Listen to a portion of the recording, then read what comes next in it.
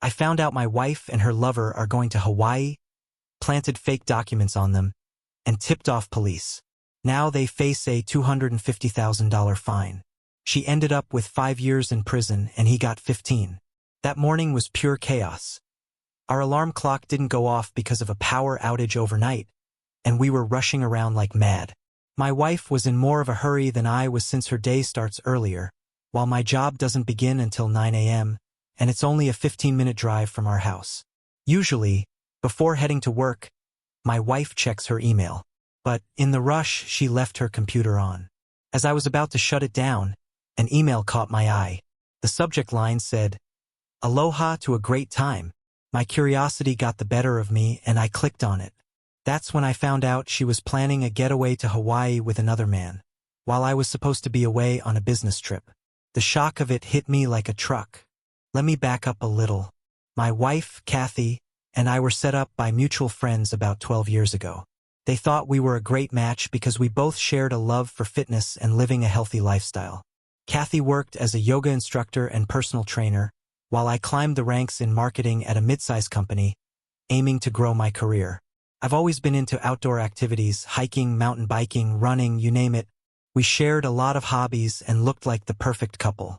Kathy's 5 feet 6 inches with long brown hair, brown eyes, and a fit figure.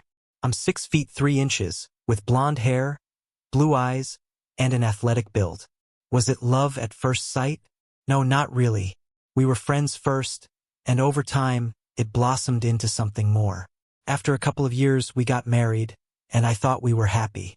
But reading that email shattered everything. Apparently, Kathy had been secretly planning this romantic trip with some guy named Gary for quite a while. She knew I had an important business trip coming up, 2 weeks away with my colleagues to secure some big accounts. Landing those deals could mean a promotion and a nice pay raise for me. But now, instead of focusing on work, I was glued to that email. I couldn't stop there. I dug deeper into her inbox and found all their emails neatly organized in a folder labeled Trips. Pretty convenient, right? Kathy's not exactly tech-savvy, but I'm good with computers, so finding all their messages wasn't hard.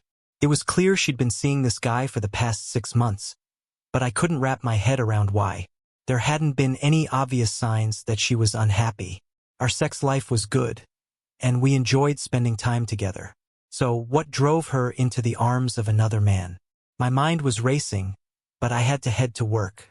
Before leaving, I copied all those emails onto a thumb drive, determined to look at them later and dig up more dirt on this Gary, and maybe figure out why she'd done this.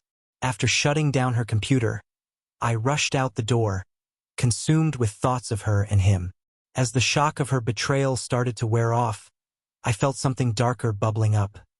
Anger. Real, deep-seated anger. I'm not the kind of guy who usually seeks revenge, but this wasn't just some small mistake. Her cheating felt like a knife to the gut, and I wanted payback, something big and unforgettable. I didn't know where or when it all started, but honestly, it didn't even matter anymore. What I did know was that I wanted to find out everything I could about Gary and make their lives hell. I didn't want to physically hurt the guy, though that thought did cross my mind a few times. What I really wanted was to humiliate them both in the most public way possible. Still, I knew I had to be smart about it.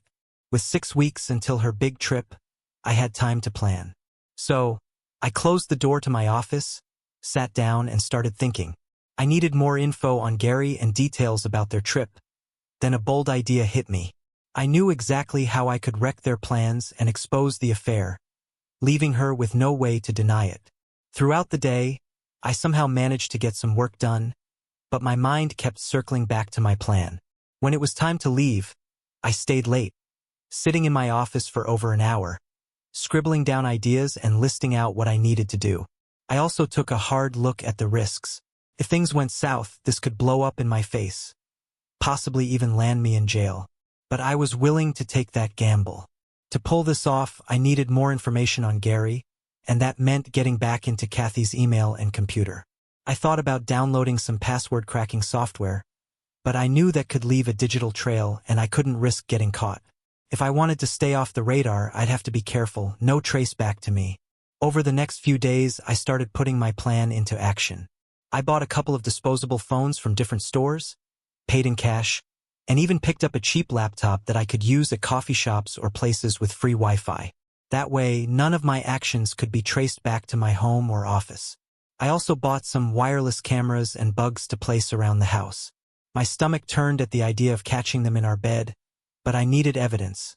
And maybe, if I was lucky, they'd start talking about their trip while I had them under surveillance. I had all the information I needed to put my plan into action. As the days passed, I did my best to act normal around my wife, making sure she had no clue I was onto her affair. It wasn't easy, but after a while, pretending became almost natural. I'd smile at her like everything was fine, all while seething inside, imagining her with that guy. Honestly, I probably missed my calling as an actor. During this time, I started reaching out to some old friends, using one of the disposable phones I'd bought to keep everything untraceable. My first call was to a college buddy I hadn't spoken to in over 14 years, Steve, the ultimate party animal back in the day. If there was ever a guy who could help me with something shady, it was him. "Hey, Tank, how've you been, man?" he said, sounding confused at first. I guess it had been a while. At first, Steve didn't recognize me, but after reminiscing a bit about our wild college days, it all came back to him. "Oh yeah, Hank, it's all coming back to me now. Those were some good times." "Huh? What you been up to lately?" I gave him a quick rundown of my life since then, keeping things vague. He shared that life hadn't quite turned out the way he'd hoped, but he was hanging in there. Then he asked, "So, what's the reason for this call?" I didn't want to jump straight into it, so I eased into the real reason. "Look, I need a favor, and I thought you might be the guy to help. How about we meet up for lunch and talk?" He paused for a second, probably wondering what I was up to. Then he agreed. "Sure thing. Anything for an old college buddy." We arranged a meeting spot that was far enough from my workplace but close to his. I was really counting on Steve's help, as the clock was ticking, and I had no one else to turn to. Meanwhile, I had set up the cameras and bugs around the house, focusing on the bedroom and living room, figuring those were the spots they'd either talk or get physical. The first week of footage came up empty. I started to think maybe they were keeping things low-key at his place, playing it safe. But then, in the second week, everything changed. One morning, while I was at work, she brought Gary over. I couldn't believe what I was seeing. They spent over 2 hours in our home, having sex in every possible position. It was revolting to watch, but I forced myself to sit through it, hoping they'd slip up and talk about their trip. No luck, just pure disgust on my end. Then, the next week, I struck gold. They came back, but this time, no intimacy. Just sitting in the living room, openly discussing their plans for Hawaii. I listened carefully as they talked about flight details, dates, and times.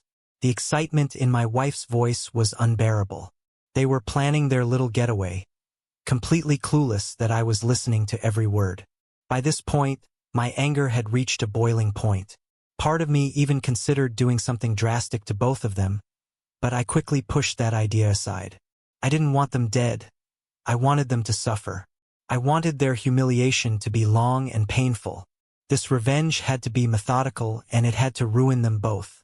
I wanted my revenge to haunt them forever, even into their graves.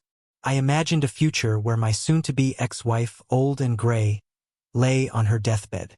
I would visit her, smile sweetly, and lean over just to whisper, "Remember that Hawaii trip?" I'd watch the shock spread across her face, then walk away, leaving her to die knowing how I ruined everything for her. The thought of it kept me going, and I was more determined than ever to see this through. There was still one risky task left to tackle. I'd finally learned more about Gary. He and my wife worked as personal trainers at the same health club. Apparently, Gary had a reputation for chasing after married women. Well, that habit of his was about to backfire in a way he'd never see coming. He lived in a small condo complex not far from the club, so I decided to do some surveillance. I took a day off from work, telling my boss I had personal matters to attend to before our big business trip. Armed with a digital camera and a powerful zoom lens, I parked near Gary's condo and watched for a few hours. It was a basic 2-bedroom unit, nothing fancy. His neighbors seemed to be gone during the day, likely at work, and there were no security cameras in sight. Perfect. It set the stage for what I needed to do without getting caught. Next up was the meeting with Steve. I was anxious about asking him for what I needed, as this was the riskiest part of my plan. When I saw Steve walking into the restaurant, I waved him over. I had picked a table in the back, away from prying eyes, and the place was almost empty, just a few customers lingering over a late lunch. "Long time no see, bro," he said, greeting me casually. I didn't waste time with pleasantries. Steve looked rough, like he'd been living hard for years, maybe could have passed as an extra on The Walking Dead. His wild party days had clearly caught up with him, and he looked at least 15 years older than he was. Still, I had to get straight to the point. If he couldn't help me, I'd have to find someone else who could. We spent a few minutes reminiscing about the old days, the epic parties Steve used to throw. But that was just small talk to break the ice. Finally, I laid it out. "I need a favor, man. I've got a private event coming up, and I was wondering if you, or someone you know, could help me get some party favors." I slid a list across the table toward him. Steve picked it up, eyebrows raised at first. But then that familiar grin spread across his face. "Sounds like one hell of a party," he said, chuckling. "Yeah, I can help with this. No problem." I felt a wave of relief. He even asked if he could bring along one of our old college buddies. "Sure," I said, "as long as you can get me everything on that list." Steve nodded, but then he asked for cash up front to cover the purchases. I was prepared for that. Reaching into my jacket, I pulled out an envelope stuffed with several $1,000s in cash and handed it to him under the table. Steve's eyes lit up as he thumbed through the bills. "Nice," he remarked, grinning even wider. I couldn't help but feel a twisted sense of satisfaction. Everything was falling into place. Soon, I'd have what I needed to make Gary and my wife pay for their betrayal in a way they'd never forget. This wasn't just about ruining their trip, it was about ruining their lives. And I was ready to go all the way. The deal with Steve was locked in, and after confirming the scale of the party and the cash, he assured me it was more than enough. We arranged to meet the following week for the exchange, and I gave him my burner number in case anything came up. With everything in place, I left the restaurant feeling more confident, knowing that all the pieces of my plan were falling into place. Timing was crucial, though. My wife and Gary were set to fly out the day after I left for my business trip, so everything had to go off without a hitch. 2 weeks before my departure, I met Steve again. He came through with everything I needed, and now it was just a matter of hiding the items until the right moment. 3 days before my trip, I left work early and checked my wife's suitcase, which was already packed and ready to go. She had no idea what was coming. Carefully, I slipped a few surprises into her luggage as a parting gift. I made sure they were hidden well, buried deep enough so she wouldn't discover them while packing or even unpacking. Finding them wasn't the point. I wanted them to stay hidden until it was too late. Next came the riskier part of my plan, breaking into Gary's place. I knew his work schedule inside and out, so I wasn't worried about him coming home early. But this was new territory for me. I'd never done anything like this before. I had bought a lockpick set online and learned how to use it from some YouTube videos and a book I found. It's incredible what you can learn on the internet these days. I practiced on a few locks at home and even at work until I got pretty good at it. Confident in my new skill, I told my boss I needed an extended lunch break and made my way to Gary's condo with my lockpick set in hand. To my surprise, I picked the lock faster than I expected. Just over a minute, and I was inside. My heart was pounding, but I knew I had to act fast.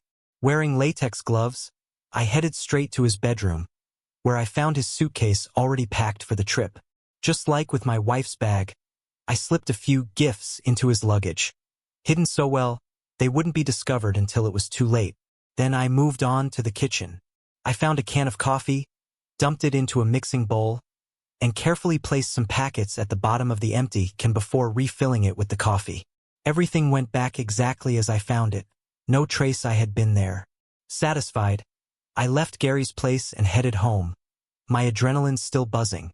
But I wasn't done yet. There was one final step to ensure everything would go according to plan. A couple of days before my trip, I made contact with an old friend of mine who had a cousin working with the TSA at the airport. I had all the flight details and everything about Gary's travel plans, so now it was just a matter of making sure the right people got the information, without it leading back to me. When I called my friend, I made sure to keep things vague but direct. "Jack, I need a favor, and you've got to keep this under wraps," I said, trying to sound casual. I gave him Gary's name and the flight details but deliberately left my wife's name out of it.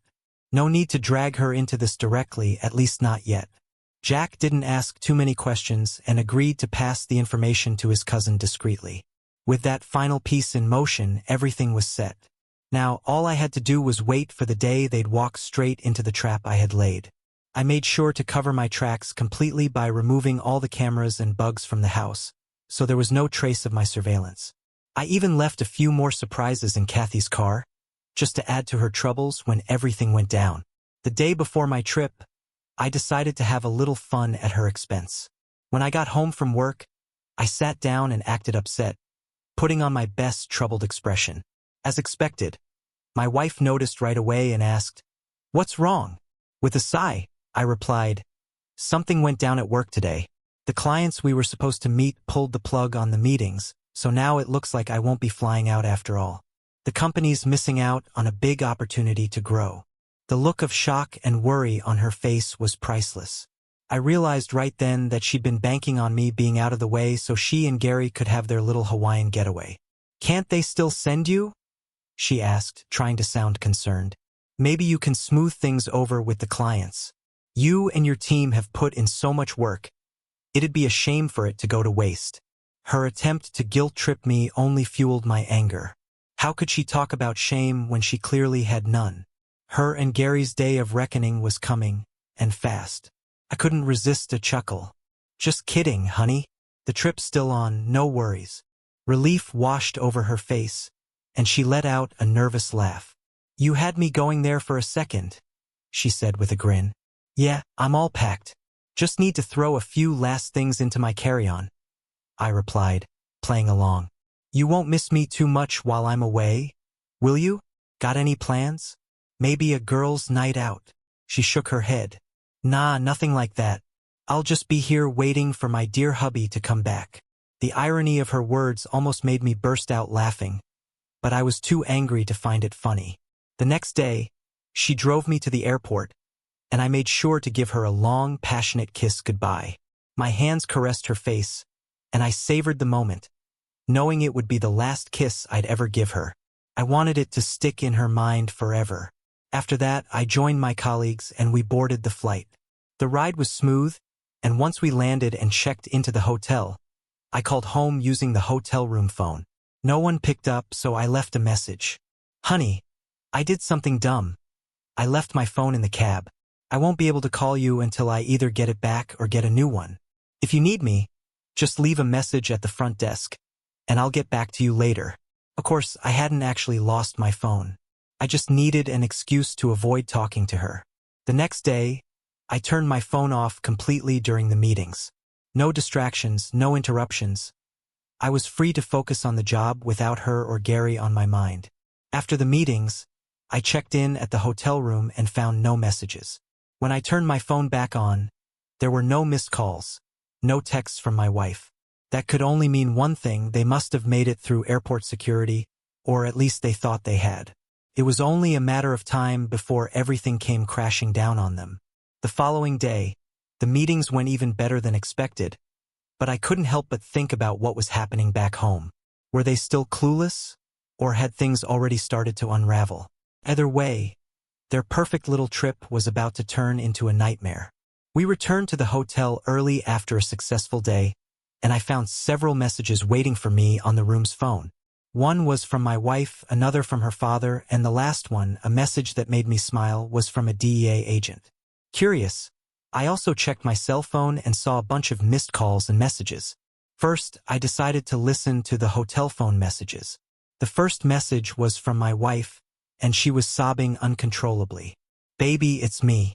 I'm in big trouble, and I really need you. Please come home. Please," she cried, her voice shaky and desperate. The rest of the message was just her crying. The second message was from my soon-to-be ex-father-in-law. Hank, your wife's been trying to reach you. She's been arrested and needs you to come home immediately. Call me when you can, he said, his voice a mix of concern and urgency. The last message was the most satisfying one.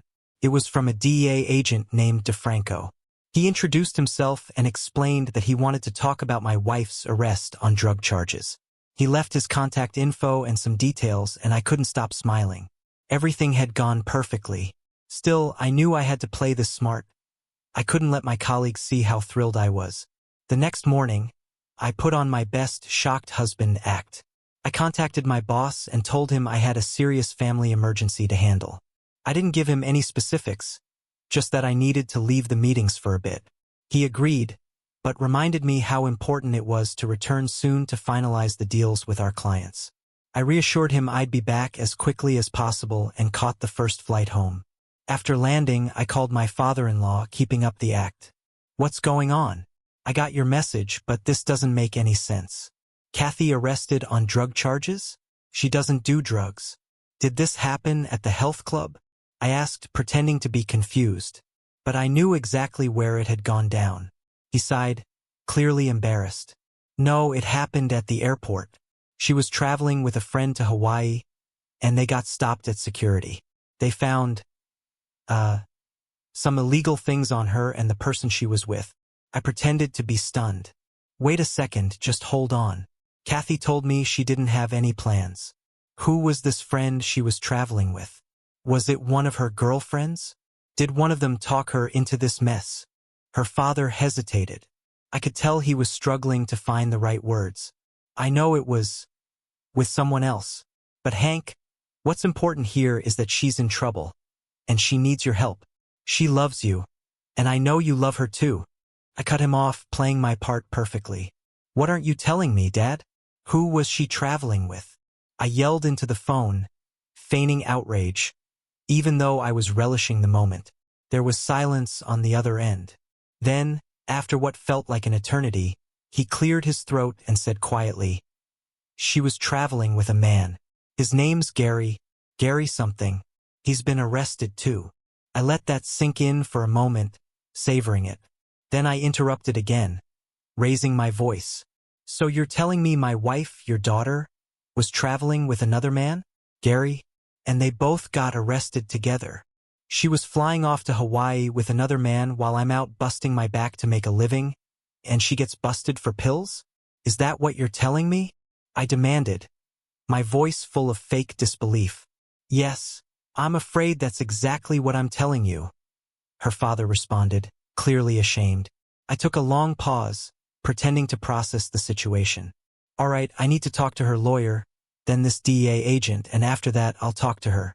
She better have a damn good explanation for why she was about to fly off to Hawaii with some guy and got caught with drugs. I was seething, but mostly from satisfaction at how well this was going. I hung up on her father before he could respond. When I got home, there were over 20 messages waiting for me on the machine. The first one was my earlier message about losing my phone. The next few were from Kathy, begging me to check in while I was on my business trip. Then came more from her father, urging me to return as soon as possible, and the rest were from her lawyer, asking me to get in touch. I called the lawyer, but since he wasn't in his office, I scheduled an appointment for the next morning. Next, I called the DEA agent, DeFranco, and arranged to meet him at his downtown office later that afternoon. As I got cleaned up and ready, I mentally checked over everything, making sure I had covered my tracks. No loose ends. By the time I arrived at DeFranco's office, I felt confident. The room they led me to looked straight out of an interrogation scene. Plain, cold, and empty except for a table and chairs. Agent DeFranco walked in carrying a folder. Glad you could make it, he said as he sat down. I've got a few questions about your wife that I was hoping you could answer. He flipped open the folder and glanced down at something. I've known my wife for a long time, and she's never been involved with drugs, I said, trying to sound convincing but not too rehearsed. Honestly, she hardly drinks. This must be a misunderstanding or some kind of mistake. She's a yoga instructor, for crying out loud. Why would she get mixed up in something like this? Agent DeFranco didn't even look up from the folder. People make dumb choices for all sorts of dumb reasons, he said flatly. Now, did you know your wife was planning this trip to Hawaii with Gary? She told us he was just a friend, but Gary's story was different. He said they were going on a romantic getaway. So, do you know this guy? Were you aware your wife was having an affair? And what about the drugs? Did you know anything about that? Now he was staring straight at me, waiting for my reaction. I took a deep breath, trying to steady myself. I didn't know any of this until this morning when I talked to her father. I still can't believe it. Kathy must have been manipulated into this. She's a good person. There's no way she'd knowingly get involved with drugs, I said, trying to walk a fine line. I didn't want to overplay it. I knew DeFranco would spot a liar from a mile away, but I couldn't let on just how much I really knew. I knew I had to tread carefully. Agent DeFranco leaned back in his chair and gave me a look of pity. Well, I guess you really didn't know, he said. Hate to break it to you, buddy, but your wife was cheating on you with a drug dealer, no less. We've already searched Gary's place and found even more pills, and soon we'll be searching your home too. You can either cooperate and let us in or we'll get a warrant. Either way, we're going through your place. I knew Kathy's lawyer would advise against it, but this wasn't just about her anymore. It was about protecting myself. It would look better if I wasn't resisting or trying to hide anything. So I agreed. A few hours later, I was standing in front of my house, watching as DEA and FBI agents, along with drug-sniffing dogs, went through everything. They took a few items, including some pill bottles Kathy kept in the medicine cabinet. I kept my face neutral, though my mind was racing. The following day, I met with Kathy's lawyer. I filled him in on my conversation with DeFranco and told him about the search. He wasn't pleased. If law enforcement approaches you again, I need to be there before you say a word. Understood? He said, clearly irritated. I nodded but felt a surge of frustration.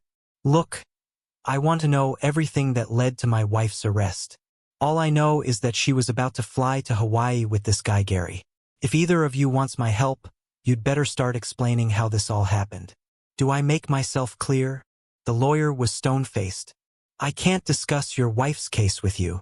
That was it for me. I stood up and walked out without another word. My next stop was the jail where Kathy was being held. I needed answers directly from her. When they brought her in, I barely recognized her. She was wearing an orange prison jumpsuit, no makeup, her hair pulled back into a messy ponytail. She looked like she hadn't slept in days, her face pale and drawn. Oh, baby, I'm so relieved you're here, she sobbed as soon as she saw me. She tried to step forward, but the guard immediately intervened, reminding us there was no physical contact allowed. That only made her cry harder. I sat down across from her, keeping my voice calm. It's okay, honey. We'll figure this mess out. But right now, I need to hear your side of the story. How did you end up about to go to Hawaii with this guy? Her tears intensified. Hank, I'm so sorry. I'm so sorry, she sobbed, avoiding my eyes. So it's true? You were having an affair with this guy Gary, and he's a pill dealer? What the hell, Kathy? Wasn't I enough for you? Weren't you happy with me? And what about the drugs? What were you thinking? I let my questions hang in the air, knowing full well she didn't have any good answers. She stared at the table for a long moment before whispering, Please, Hank, believe me when I say I've always loved you. I made a mistake, but can you forgive me? I looked at her, the woman I once thought I'd spend the rest of my life with, and after a pause I spoke. Maybe I could have forgiven you, Kathy, but you didn't just make a mistake. You broke my heart. Completely. And for that, I can't forgive you. When I leave here, I'm getting a divorce lawyer, and I'm changing all the locks on the house. I'll be sending all your stuff to your parents' place because I want every trace of you gone from my life. You're out, Kathy. I don't want anything to do with you anymore. And tell your lawyer not to even think about using me as a character witness. I won't say a single good word on your behalf. I stood up and added, Goodbye, Kathy. I wish you the best. She was sobbing, pleading for me to stay, saying she needed me, but I didn't look back. I walked out of the jail, my mind made up, ready to wipe her from my life for good. That very evening, I went home and began packing up all her belongings. The next day, I hired a locksmith to change every lock on the house. I also scheduled a security company to install a high-quality system the following week. It didn't take long. Within just a few days, most of her things were boxed up and ready to be shipped to her parents' place. Kathy tried calling me several times, but I ignored every single one. I had no interest in hearing her excuses or apologies. Life quickly got back on track. I returned to work, and we ended up successfully signing the big clients we'd been chasing. The deal led to a promotion and a nice salary bump. As for divorcing Kathy, it went smoothly. It was a straightforward split with no spousal support. She even had to cover her legal fees from her arrest, which felt like a bit of justice. Despite her repeated attempts to reach out, I kept my distance. I wasn't interested in rekindling any connection. Kathy never went to trial. The evidence against her was too strong, so her lawyer advised her to take a plea deal. She wasn't happy about it, but it got her a shorter sentence. Gary, on the other hand, fought tooth and nail to prove his innocence. It didn't matter, he still got slapped with 15 years behind bars, while Kathy was sentenced to 5. On the day of Kathy's sentencing, she asked to meet with me one last time before heading to court. Against my better judgment, I agreed. We met at her lawyer's office, an hour before her court appearance. She looked tired, worn out from the whole ordeal. When she saw me, she teared up. "Hank," she began softly, "I just want you to know that Gary meant nothing to me. It's you I've always loved, and I still love you. I'm truly sorry for hurting you. I never wanted it to turn out like this. I hope someday you can find it in your heart to forgive me." I stayed quiet for a moment, then asked the question that had been nagging at me. "Kathy, I need to know one thing. Why did you do it? Were you bored? Was I not enough for you? Was it the thrill of doing something wrong and getting away with it? What was it that made you ruin everything we had?" She looked down, then back up at me, her voice trembling. "I honestly don't know why, Hank. Maybe it was the excitement of doing something forbidden. But I've always loved you." I shook my head. "If you loved me enough, you wouldn't have done this." She wiped away a tear. "I guess you're right." I stood up, ready to leave. "Kathy, I hope this is the last time I have to deal with you. I don't want to see or hear from you ever again. Spend your time in prison thinking about what you've lost, because I won't be there waiting for you when you get out." And with that, I walked out, shutting the door on that chapter of my life for good. "You craved excitement, Kathy? Well, I bet you'll find plenty of thrills in there once those ladies start noticing you," I said, watching as her expression shifted from remorse to fear. This time, her tears weren't for me. They were for herself. In the years that followed, my life took off in a way I hadn't expected. The company grew, and I worked my way up to vice president. We expanded and opened an office in New York, and I was chosen to head it. Moving to Manhattan meant selling my house and starting fresh in the city that never sleeps. Kathy sent me a few letters early on, but I didn't bother reading them. I sent each one back, unopened. That chapter of my life was dead and buried, and I was focused on moving forward. It's been 7 years now. Life in New York has been good.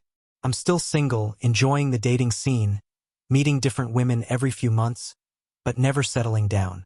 I had no desire to risk marriage again. One betrayal was more than enough for a lifetime. One afternoon, while sitting in my office, I got a call from the lobby. My assistant, Amy, came in and said, "There's a woman downstairs who wants to speak with you. She says her name is Kathy." I froze for a moment, not because I was overwhelmed with emotion, but out of pure surprise. I told Amy to send Kathy up, but asked her to make sure 2 security guards were nearby. Then I handed her a note with a little task. "Call me a few minutes after you bring her in," I said. Amy read the note, smiled knowingly, and left the room. A few minutes later, Kathy walked into my office. The years had not been kind to her. She looked at least 10 years older, and she had gained weight, not in a flattering way. Her once beautiful, long brown hair was now streaked with gray and frayed at the ends. I noticed the dark bags under her tired, sad eyes. Her clothes, while still stylish, were conservative and outdated. As she stood there, I felt nothing. No love, no hate, not even pity. I was emotionally empty toward her.